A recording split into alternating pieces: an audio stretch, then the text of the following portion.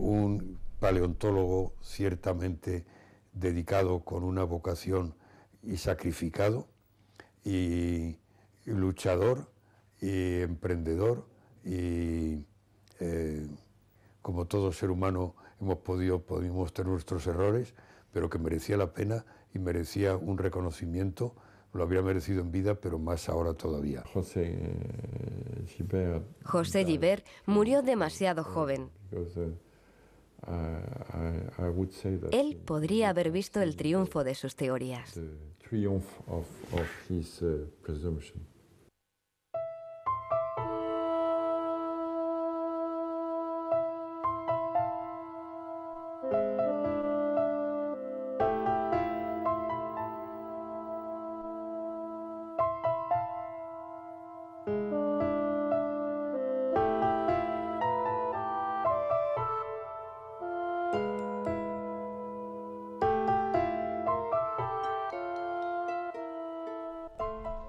El verano de 1982 fue diferente para los habitantes del pueblo granadino de Orce.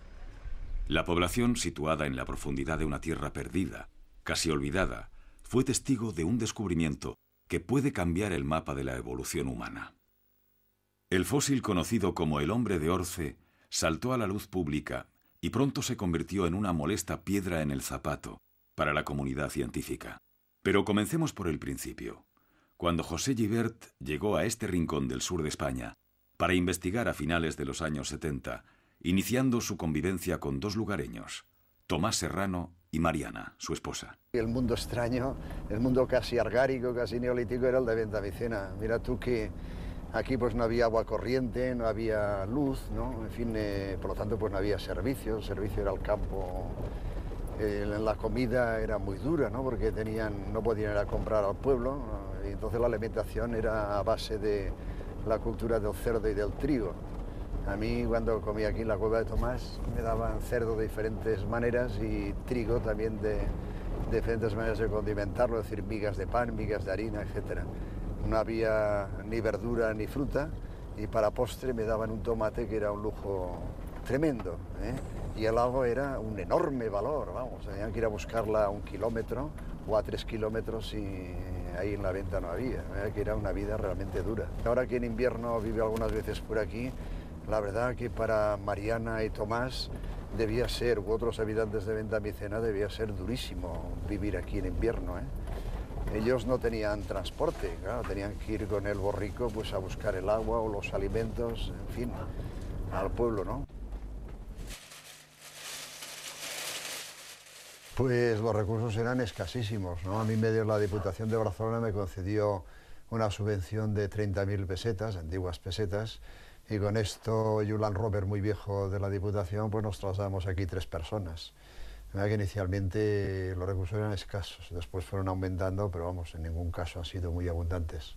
Pero Gibert se adaptó pronto a esta tierra y a la dureza de la vida cotidiana del lugar.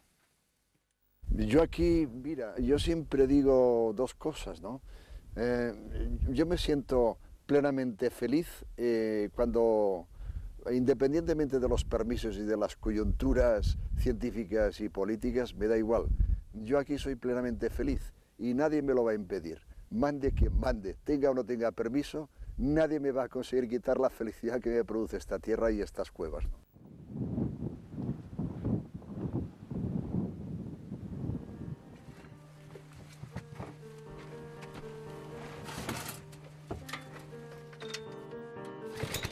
La escasez de medios materiales de los primeros tiempos no fue obstáculo para que el Dr. Gibert realizara el descubrimiento de su vida. Un descubrimiento que le iba a traer graves problemas en el futuro. Se trataba de un fragmento de cráneo humano, conocido como Ventamicena cero, datado en 1,5 millones de años. Gibert afirmó que el fósil correspondía a 2 fragmentos de parietal y uno de occipital de un niño de unos 5 años.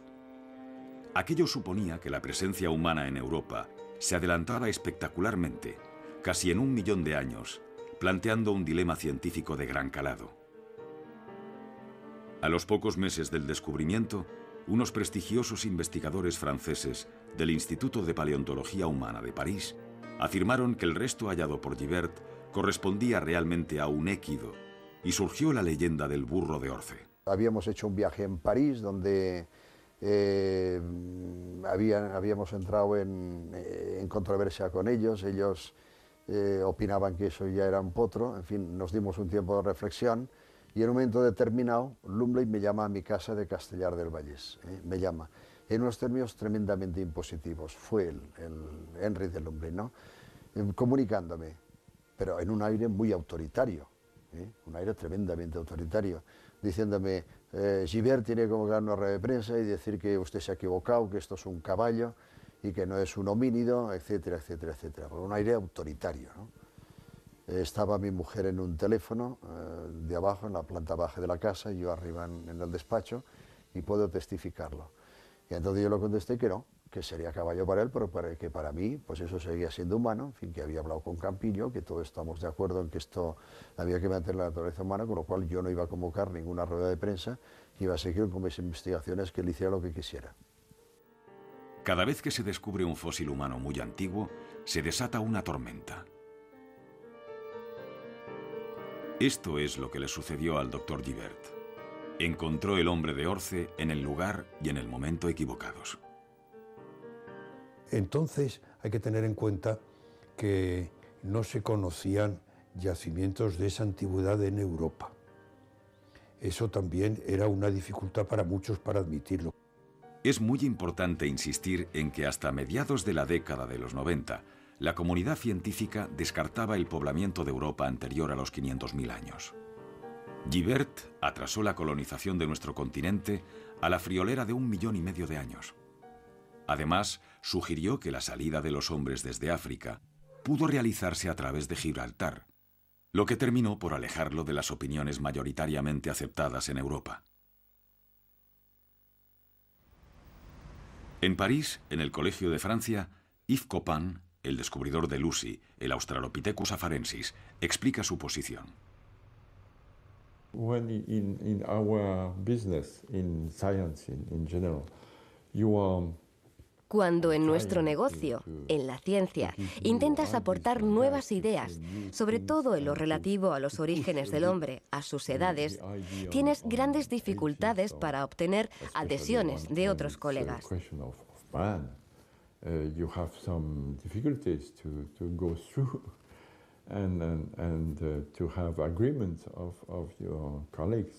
Tienes que ser muy persistente para ganar. Assistant in your ideas to win, and he has been all his life very firm in his ideas and trying to make this. José Gibert fue tenaz en su idea de un poblamiento muy temprano de Europa. Estuve de acuerdo con sus teorías desde el principio.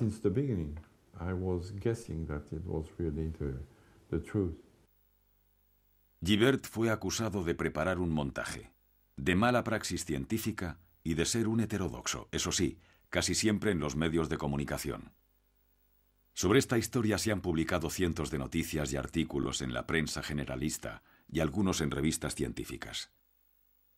En ciencia, los argumentos vienen de la mano de las publicaciones en revistas serias, en revistas donde hay un sistema de revisión por pares de sus contenidos, que son los únicos, digamos, argumentos y evidencias que son aceptados por la comunidad internacional. Gibert se ha limitado a mantener sus tesis, pero sin nunca publicar un argumento convincente en este tipo de revistas, y desde ese punto de vista, para mí personalmente, la polémica está zanjada. Simplemente no es cierto. Vamos a ver. Mi padre publicó casi 140 artículos, de los cuales 45 están publicados en revistas internacionales y gran parte de ellos en revistas de Science Citation Index, ¿no? Journal of Human Evolution y otras, Quaternary Science Review, etc. ¿Cómo fueron las críticas a Gibert? ¿Fueron totalmente científicas? La opinión de los científicos españoles parece polarizada. Unos creen que se ha hecho un buen trabajo y otros piensan que hay solo especulación. Entiendo que se ha hecho un buen trabajo científico. El yacimiento de Venta Micena, en el que se descubrió el hombre de Orce, está en Andalucía, en la provincia de Granada. Es interesante hacerse una idea de su magnitud. En Orce no hay fósiles humanos, hay fósiles, digamos que en su momento, pues tentativamente se trató de clasificarlos como tales, pero no son concluyentes. Por el contrario, sí que hay una fauna de grandes mamíferos, como comentábamos anteriormente, que es única, y hay unas asociaciones de industrias líticas, o sea, de herramientas sobre piedra tallada por estos antepasados nuestros, que igualan o incluso superan en cantidad y calidad del registro las que tenemos en Atapuerca. Orce, au centre du bassin de Guadix-Baza, constitue un pôle international. Orce, en el centro de la depresión de Guadix-Baza, constituye un polo internacional para comprender la evolución humana. Y sobre todo, para comprender el contexto de los primeros habitantes de Europa. En efecto, es un lugar excepcional que, por la abundancia de fauna del Terciario y el Cuaternario, permite estudiar la evolución del clima, del paisaje, de la biodiversidad durante más de 1 millón de años.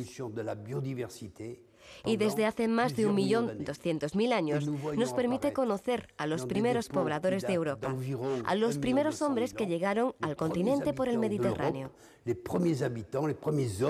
Qui sont arrivés sur les rivages de la Méditerranée. Java was very good training for me, but at the same time, this is a different kinds of rocks, and we get Java fue un buen entrenamiento para mí. Estas rocas son de un tipo diferente. Aquí tenemos series estratigráficas completas para determinar las edades. No es posible coger un cristal y dar una fecha exacta. Esto sí sucede en Olduvai y otros lugares de África en los que existen rocas volcánicas y se pueden dar edades exactas.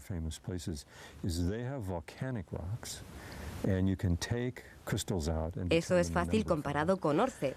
Aquí tuvimos que trabajar más de 6 años. Yo solo he comparado siempre esa zona con la de Olduvai, de África, la célebre zona de fósiles humanos.